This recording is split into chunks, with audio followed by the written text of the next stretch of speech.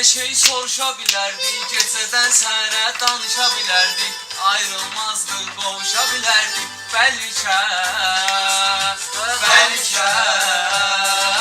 hamıdan hər şey soruşa bilərdik, gecədən səhərə danışa bilərdik, ayrılmazdık, qovuşa bilərdik, bəlkə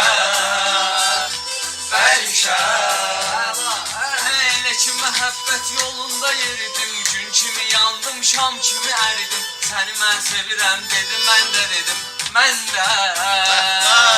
mən də ayrılan hər şey soruşa bilərdik, gecədən səhərə danışa bilərdik, ayrılmazdıq, qovuşa bilərdik, bəlkə Mən səni hər kəsdən gizlətdim, biz ayrılan gün məscidə getdim, səndən sonra mən sevgiyə etdim, tövbə hamıdan hər şey soruşa bilərdik, gecədən səhərə danışa bilərdik, ayrılmazdıq, qovuşa bilərdik, bəlkə ölümlə barışıb mənimlə küsənə, saçlarım uzadıb ömrüm kəsənə, sən ürək xəstəsisən, mənsə sənə xəstə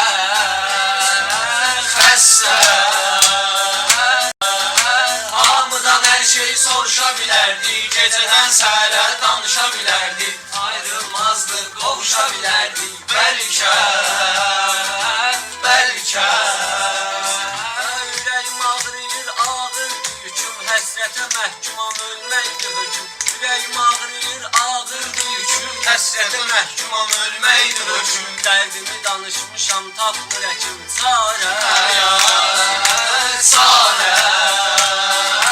hamıdan hər şey soruşa bilərdik, gecədən səhərə danışa bilərdik, ayrılmazdıq, qovuşa bilərdik, bəlkə